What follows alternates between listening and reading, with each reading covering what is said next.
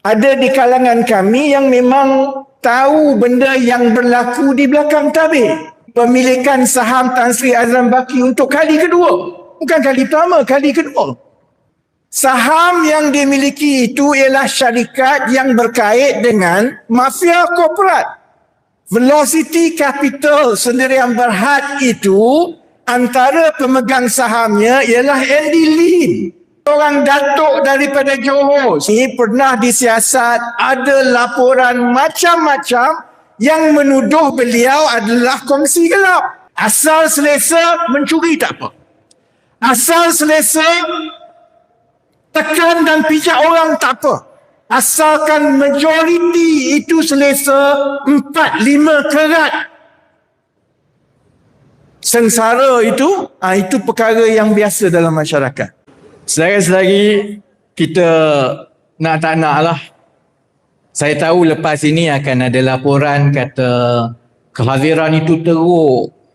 Orang tak bagi sambutan pun. Saya tengok live tadi ramai, adalah 2-3 orang yang kata ini semua amarah orang-orang yang tak puas hati.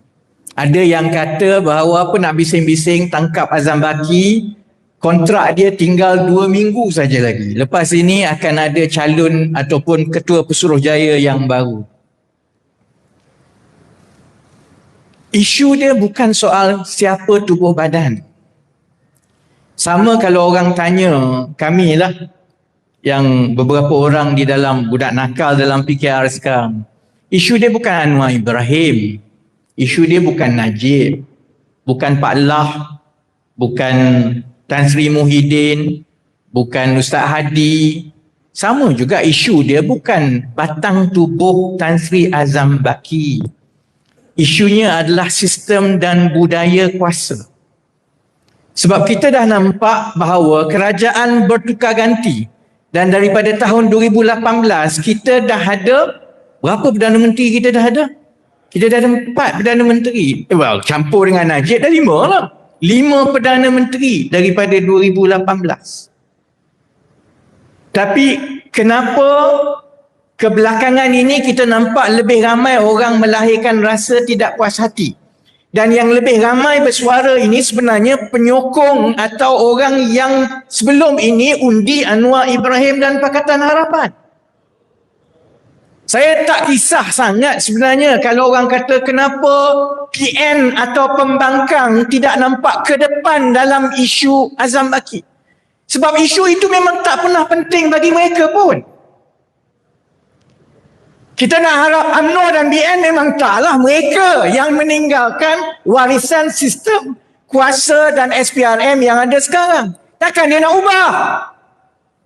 Tapi yang kita nampak dan berbahaya ialah walaupun parti, orang politik, pemimpin yang sebelum itu nampak dengan cerah bahayanya sistem kuasa, dia masuk, dia kata, ini boleh jadi geng aku ni.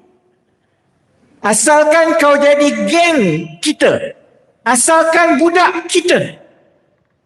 Saya tahu ramai terutamanya yang mengundi PH, yang dalam PKR, dalam DAP, dalam amanah, pengundi-pengundi yang tak mau PAS contohnya jadi kerajaan. Mereka akan fikir, kenapalah kita nak ganggu dan goncang.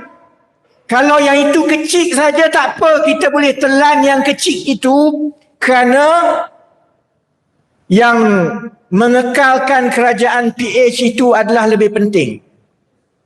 Saudara-saudari, benar salah ini dia tak ikut siapa batang tubuh. Sebab kita tahu bahawa power corrupts.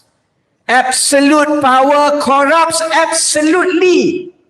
Jadi letaklah orang yang pakai seluar pendek pun, atau orang yang pakai serban pun, atau orang yang boleh bagi usrah ke, orang yang boleh berceramah, hatta kalau ada yang bagi ucapan tadi, jadi Perdana Menteri, kalau sistem itu tidak ditukar, tidak ada jaminan saudara-saudari mereka tidak akan jatuh dengan godaan itu. Tak ada. Dan kita juga tahu dalam sistem negara kita, beberapa kelompok itu akan tetap kekal sama. Kerajaan bertukar ganti, ahli politik bertukar ganti, tapi kelompok-kelompok ini kekal sama. Contoh dia siapa? Businessman lah. Tadi saya punya tim kata dia nak bagi aku air. Aku kata tak apalah. Tak dahaga. Sekarang bagi air. Lama sangat. Tak pernah berceramah.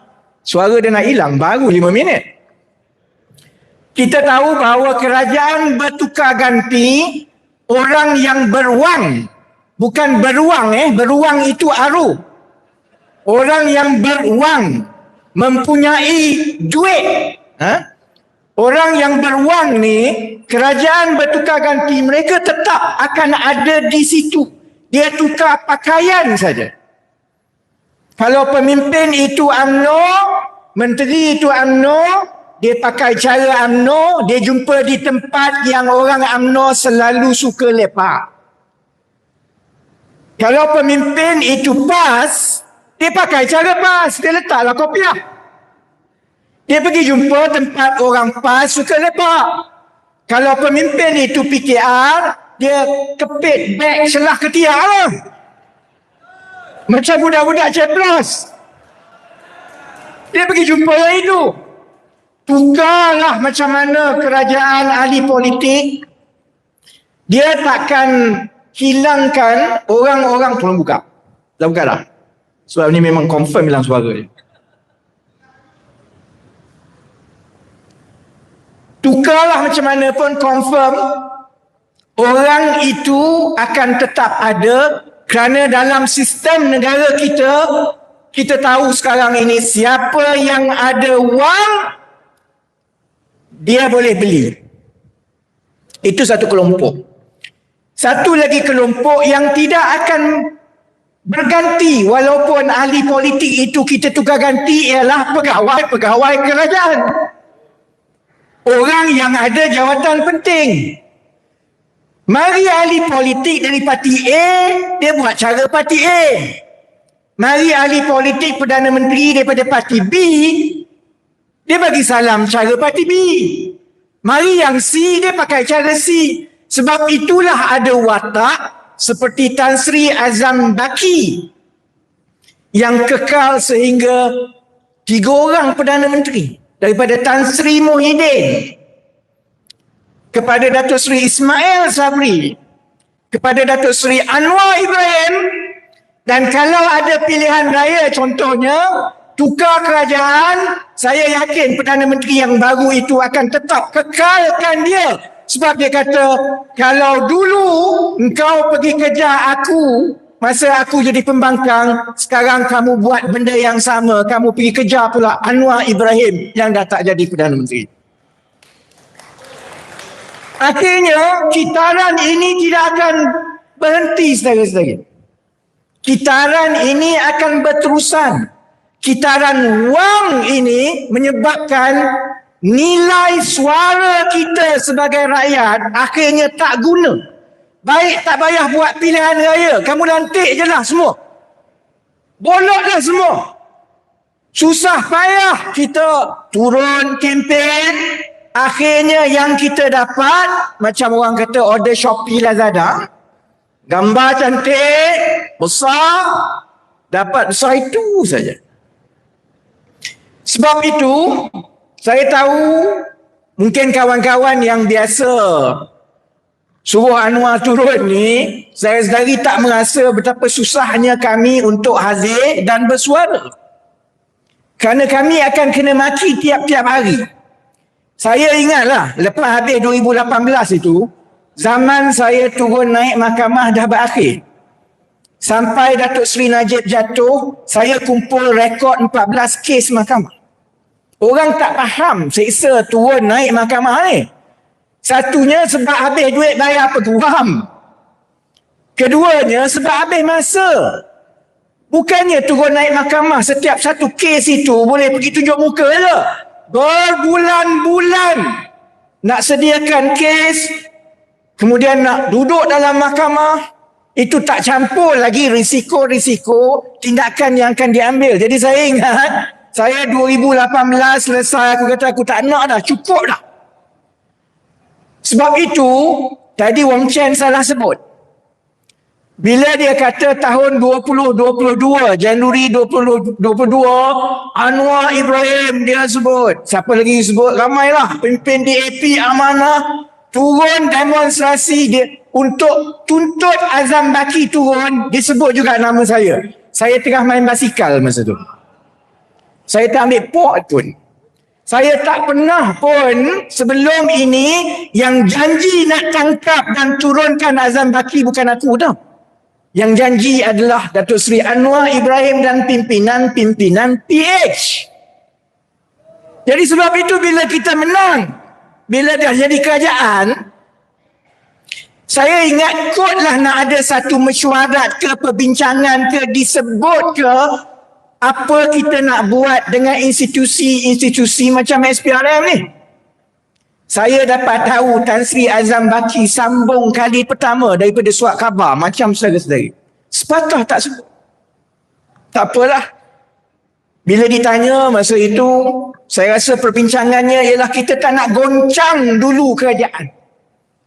Sebab kalau masuk ambil alih kerajaan, kalau kita tukar nampak kita berdendam. Jadi kita kekalkan. Lagipun dia dah bersara, lepas ini tak ada lah. Jadi kita telan lah. Kita telan, kita tunggu. Kali kedua pun saya dapat tahu daripada surat khabar. Tak ada bincang. Dan yang lebih teruk, saudara-saudari baca mengenai Tan Sri Azam Baki ni semua daripada media. Ada di kalangan kami yang memang tahu benda yang berlaku di belakang tabir. Saya tahu ada keputusan-keputusan siasatan, kejar orang itu, serbu syarikat ini yang saya rasa ini tak ada kena-mengena untuk menentang rasuah ni. Saya pernah dapat satu aduan daripada satu bank antarabangsa. Sebabnya ialah satu kumpulan pekerja-pekerja bank antarabangsa itu kena serbu dan kena tahan dengan SPRM untuk disiasat. Sebabnya apa dia? Mereka menulis mengenai syarikat kroni. Kerana syarikat kroni itu tidak lagi ada tender kerajaan, maka mereka tulis syarikat kroni itu untungnya dan juga perolehannya akan menurun bila kontrak itu tak ada. Oleh kerana dia budak-budak. Bank antarabangsa, satu dunia kenal. Kita perlukan bank macam ini untuk jaga kredibiliti ekonomi kita. Diam-diam mereka kena serbu sebab syarikat kroni itu tak puas hati. Oleh kerana ada satu market report, laporan pasaran mengenai mereka, kononnya harga saham mereka jatuh, SPRM pergi serbu. Dengan alasan sebenarnya budak-budak itu dibayar rasuah untuk menjatuhkan syarikat kroni itu. Saya dapat aduan, sudah tentulah ini bank antarabangsa. Saya dapat aduan, saya pergi jumpa Datuk Seri Anwar Ibrahim sendiri dalam pejabat dia. Saya kata stop this nonsense, call Azam Baki sekarang. Stop it. Dia call lah depan saya. Depan saya dia call lah kan. Tapi saya tahu lepas itu benda tu berlarutan. Budak-budak tu tetap akhirnya tak ada kes pun. Tutup saja. Jadi ada perkara-perkara yang berlaku di luar pengetahuan rakyat. Saya tahu contohnya, saya pernah sebut, kalau ada calon-calon dalam pemilihan PKR yang ada orang tak suka, kena tangkap. Akaun kena beku. Dia nak bercakap, dia tak berani.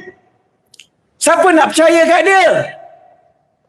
Jadi sebab itu, bila keluar cerita mengenai pemilikan saham Tan Sri Azam Baki untuk kali kedua, bukan kali pertama, kali kedua, sepatutnya kerajaan yang ada ni tidak ada alasan dan tidak ada jalan lain kecuali untuk paling kurang, kalaupun tak nak jatuh hukuman, paling kurang ambil garden leave dulu. Itu belum tengok lagi saham apa yang dimiliki. Saham yang dimiliki itu ialah syarikat yang berkait dengan mafia korporat. Velocity Capital Sendirian Berhad itu antara pemegang sahamnya ialah Andy Lim yang disebut di dalam laporan mafia korporat. Seorang lagi ada seorang datuk daripada Johor. Saya tak nak sebut nama lagi, tapi datuk ini pernah disiasat, ada laporan macam-macam yang menuduh beliau adalah kongsi gelap. Dan kita juga tahu bahawa syarikat-syarikat yang diambil alih, yang diuruskan oleh Victor Chin, oleh kumpulan-kumpulan ini, memang dilaporkan digunakan, tuduhannya digunakan untuk mencuci wang kongsi gelap. Jadi kepada abang polis, kepada SPRM, kepada pegawai-pegawai kerajaan yang ada, saya faham bahawa saudara-saudari perlu melaksanakan tanggungjawab. Saya faham saudara-saudari kena ikut arahan. Tapi saudara-saudari juga kena ingat bahawa pertama kita ni manusia, kita kena jawab dalam kubur. Ini bukan kita lawan sebab kita tak suka Anwar. Ini bukan sebab nak tukar kerajaan. Ini bukan sebab Tan Sri Azam Baki. Saya suka je Azam Baki selepas saya tengok dia menyanyi Camellia. Tak tahu suara macam itu. Sebab itu saya boleh beritahulah, lepas ini Tan Sri Azam Baki, nasihat saya, lebih baik bersara dan menjadi penyanyi. InsyaAllah orang akan kembali suka. Ini bukan soal Azam Baki, soal batang tubuh. Soalnya ialah, ini kepada pegawai-pegawai yang mendengar ni kan, soalnya kita kena menjaga kemurnian institusi-institusi kita. Terutamanya yang melaksanakan, yang menyiasat, yang menangkap, yang mendakwa, yang bersabit dengan undang-undang, baik polis, baik SPRM, baik MCMC. Rakyat biasa ni dia nak pergi kat mana lagi? Polis untuk melindungi rakyat, SPRM untuk melindungi rakyat, MCMC untuk melindungi rakyat. Kalau ada 2-3 tindakan yang dilihat dan difahami oleh rakyat bahawa institusi ini telah disenjatakan untuk menjadi alat kumpulan-kumpulan elit yang berkuasa, maka akhirnya rakyat sudah hilang kepercayaan. Bila rakyat hilang kepercayaan, buatlah apa pun, tangkaplah apa pun, orang dah tak percaya.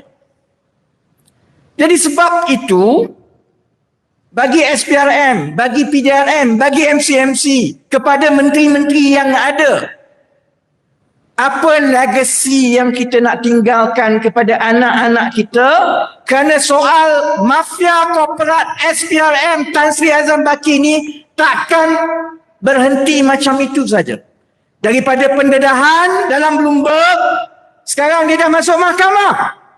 Bukan mahkamah sebab Azam Baki atau Victor Chin didakwa. Mahkamah kerana saman menyaman. Mereka yang telah rasa jadi mangsa, dia saman Victor Chin, dia saman orang itu. Semua ini akan keluar satu persatu. Ia akan berlanjutan bertahun-tahun. Dan akhirnya, di hujung sekali, pada ketika itu, tidak pasti yang Anwar Ibrahim masih lagi Perdana Menteri masa itu. Tak pasti PH jadi kerajaan.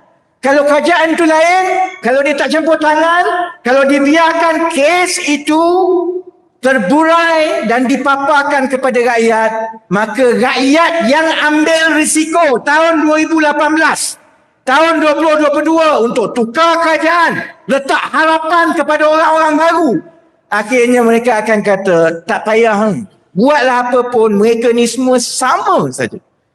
Mereka semua dibeli dengan wang. Mereka tak kisah wang itu datang daripada mana. Kongsi gelap ke, businessman ke, kroni ke, bukan warga negara Malaysia ke, tak kisah. Asal siapa bagi wang, dia akan ikut telunjuk orang yang bagi wang. Kalau itu berlaku, maksudnya negara ni tak payah ada lah. Tak payah. Kita tak payahlah buat semua undang-undang, tak payahlah. Sebab itu saya pernah tegur Datuk Seri Anwar, dia bengkak dengan aku lah. Memang saya pernah tegur dia. Saya rasa kita kena kurangkan kot. Datuk Seri kena kurangkan ucapan sebut pasal sakau. Sebab kita ni dah jadi kerajaan. Lama mana kita nak cerita pasal sakau. Orang lain kata, tu Azam Bakir. Itu kroni. Tu Farhaj. Jadi akhirnya, mesej cantik yang kita bawa untuk negara, orang akan perlekehkan. Saya tak apalah. Saya pernah merasa semua. Duduk lokak pernah. Tengok Hishamuddin Rais mandi bogel pernah. Jadi ahli parlimen pernah. Jadi businessman pernah. Jadi menteri pernah. Saya pernah jadi semua. Pada umur saya sebenarnya lebih daripada gembira. Aku tak nak campur dah semua ni. Tapi, apa nasib kepada yang muda-muda? Kalau kena tangkap tu jangan bimbang sangatlah. Sebab rekod kita, banyak yang kena tangkap ni jadi menteri. Ada yang kena tangkap, masuk ISA 2 tahun jadi Perdana Menteri. Jadi jangan bimbang. Yang itu aku tak, okey lah kena tangkap tu, jangan bimbang. Tapi apa nasib anak-anak muda yang lain? Sebahagian daripada kita dilahirkan dalam keadaan yang lebih baik. Kita diberi rezeki peluang lebih baik. Kita sempat merasa. Malaysia yang akan ada 20 tahun daripada sekarang, dia tak sama dengan Malaysia yang ada sekarang. Malaysia akan kurang segala-galanya. Harta kurang, duit kurang, orang makin ramai. Dia tak boleh nak bermewah-mewah macam dulu dah. Sekarang pun kita tengok dah. Bila perang sikit dekat Iran, macam-macam negara kita ada masalah. Yang itu kena ubah, yang ini kena ubah. Bayangkan 20 tahun daripada sekarang. Rakyat makin ramai. Budak muda makin ramai. Kalau kita tinggalkan negara ini kepada mereka, dalam keadaan mereka rasa tak ada harapan untuk aku boleh naik dalam masyarakat dan hidup aku dengan merit aku. Dengan kejujuran. Kalau aku rajin, aku akan dapat tempat. Kalau aku cerdik, aku akan hidup senang. Kalau generasi akan datang 20 tahun daripada sekarang dah tak percaya benda itu, kita akan jadi negara yang gagal. Orang yang dah lepas macam kami tak apa. Tapi bayangkan yang muda-muda, anak-anak ini, mereka tak faham semua ini. Sebab itu saudara-saudari, walaupun kalau ikut saya, ni Wong Chen ni bukan kaki demo. Punyalah payah dia nak bagi ucapan, kena bagi ucapan kat rostrum. Saya dah tinggalkan dunia demo ni lama dah.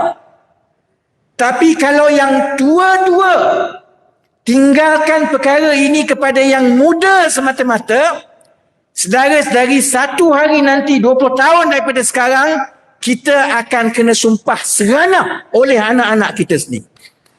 Mereka akan kata, mana kamu masa semua ni ada?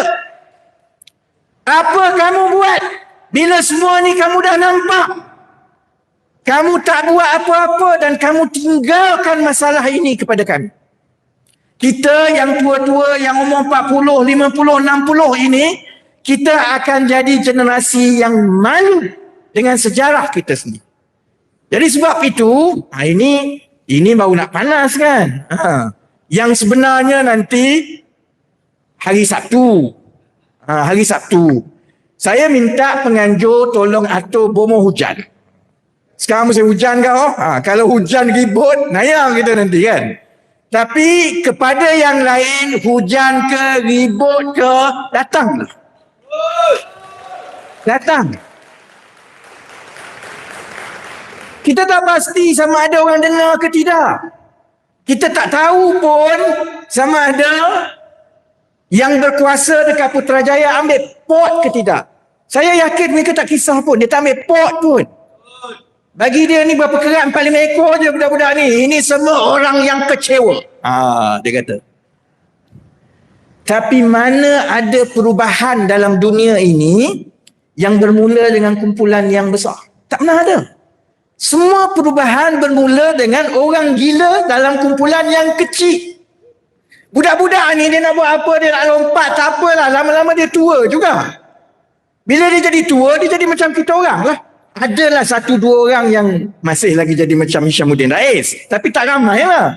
Orang lain dia kahwin, dia kerja, lama-lama dia jadi macam kita orang lah. Yang muda-muda ni ikut suka dia lah. Ini masa dia muda, janganlah kita yang tua ini terlalu sensitif dengan budak-budak muda kerana kita pernah jadi orang muda. Jadi yang tua, kamu datang. Kalaupun kita takkan ada kesan dalam jangka masa pendek, saya yakin kita akan ada kesan sebulan lagi. 5 bulan lagi. 1 tahun lagi. Sepatutnya orang-orang PKR turun beramai-ramai. Sebab orang PKR daripada tahun 1998 diberitahu, tak apa, tak menang. 1 bulan lagi. Tak apa, tak menang. 5 bulan lagi. Tak apa, tak menang. 2 tahun lagi. Lama-lama 28 tahun kau. 28 tahun.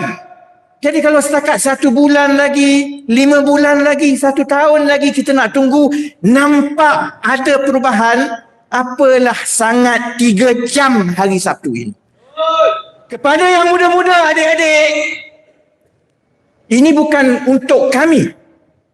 Ini untuk yang muda-muda. Ini untuk masa depan kamu. Kita tak boleh ada kerajaan, ada SPRM, ada polis, ada MCMC, ada apa-apalah. Kita tak boleh ada institusi yang boleh dijual beli. Nak bergaduh tak apa, Arul tak suka kat aku, selalu hentam aku. Tak apa. Jangan guna polis pergi tangkap dia. Kalau tak setuju, jawab. Kalau dia tak nak dengar, tinggal je lah dia kat situ. Dia dah dengan kepercayaan dia, kita dengan kepercayaan kita. Ada pandangan berbeza. Tapi tak boleh. Kalau aku berkuasa, siapa yang aku tak suka, aku hantar orang pergi rampas phone, tangkap. Yang itu tak boleh cakap, yang ini tak boleh cakap. Ini untuk kamu yang muda-muda, adik-adik. Satu hari nanti adik-adik akan sampai ke peringkat kami. Ada orang yang bernasib baik, sampai tua rambut ada. Yang tak bernasib baik, botak macam ini. Satu hari adik-adik akan tengok, adik-adik kata, macam sia-sia je aku dulu. Tapi kalau tidak kerana yang muda-muda ini ada perangai gila, bendul, idealis, masyarakat kita akan terus dimomokkan dengan perkara-perkara yang selesa saja. Asal selesa, mencuri tak apa. Asal selesa, tekan dan pijak orang tak apa. Asalkan majoriti itu selesa, 4-5 kerat. Sengsara itu perkara yang biasa dalam masyarakat. The younger ones, you must make a point. That is not acceptable.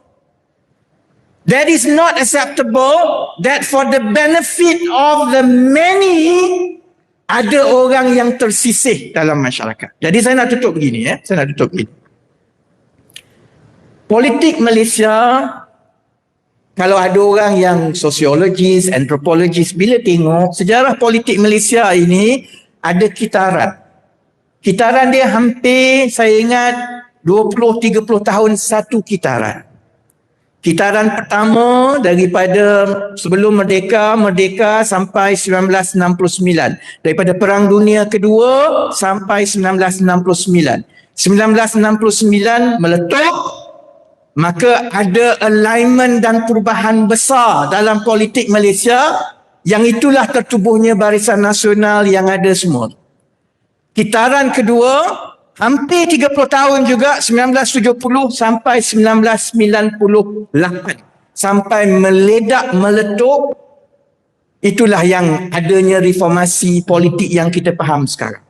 Sekarang kita dah 28 tahun daripada 1998, saudara-saudara. Kita sebenarnya dah di hujung kitaran itu. Parti-parti politik, orang politik termasuk saya sendiri, kami dah hilang akal, tak tahu dah apa lagi yang kita nak jual kepada rakyat. Kerana sebahagian besar daripada rakyat sebenarnya merasakan, aku dah bosan, aku dah dengar semua, nampak macam itu je. Bukanlah semata-mata kerana yang parti-parti politik yang ada ni semua tak boleh pakai. Tapi sebenarnya kerana sistem yang kita ada daripada kitaran 30 tahun ke belakang ni, dia dah sampai ke masa yang tidak lagi sesuai untuk masa depan dan yang muda-muda. Kita diberi pilihan. Kamu ambil saja business as usual, asal tak kena batang hidung kamu, kamu duduk diam-diam. Kamu kan ada kereta, kamu kan ada kerja, kamu kan okey, apa kamu nak bising? Ambil saja yang selesa itu business as usual. Apa nak bising-bising pasal seorang dua orang yang kamu tak puas hati ni? Itu pilihan yang diberikan sekarang. Kalau kita pilih yang itu saudara-saudari, maka kita kena terimalah, kita kena telan semua yang berlaku ini. Kita kena terima sebagai rakyat biasa, kita tak ada hak, tak ada suara, tak ada pandangan. Sementara mereka yang ke atas bergelumang dengan wang, dengan salah guna kuasa, pecah macam mana pun, tak apa. Sebab mereka berada di atas, kita kat bawah asal kita boleh makan. Jadi saya nak tutup, generasi saya dulu ambil keputusan yang berbeza. Kami yang ada hidup okey, gaji bagus, ada kerjaya yang baik, kami rasa kalau kami tak ambil position, if you don't stand up and be counted pada persimpangan yang masyarakat perlu buat keputusan, oleh kerana kamu itu orang senang, oleh kerana kamu itu lebih baik daripada orang lain, maka kamu tanggung dosa yang lebih lagi daripada orang yang lain. Jadi kepada anak-anak muda yang di luar aktivis ni, yang aktivis ni memang dia demo tiap-tiap hari, tak apa. Yang di luar aktivis, budak-budak biasa, anak-anak muda biasa, orang biasa, this is as much your fight as it is our fight. Jadi kita turun hari Sabtu ini boleh? Pakailah baju apa-apa asalkan pakai baju. Tak kisahlah korang nak buat apa asalkan turun. Cuma kalau hujan bawalah payung. Kita jumpa di Sogo pukul 3 petang dan kita akan bergerak, saya dimaklumkan kita akan bergerak ke Dataran Merdeka. Dataran Merdeka, ada orang dah mesej ke saya, kamu mengganggu satu program di situ. Jadi akan ada satu program lain dekat Dataran Merdeka hari itu. Jadi saya mohon semua datang, kita buat cantik-cantik. Kalau ada kuih raya, bawa kuih raya. Ada orang kata, saya kata ada almond mafia, ada yang kata yang Ramanan punya tu kuih dia apa? Kau tak? Malu.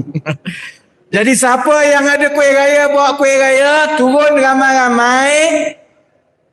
Berapa yang hadir itu tidak penting bagi saya.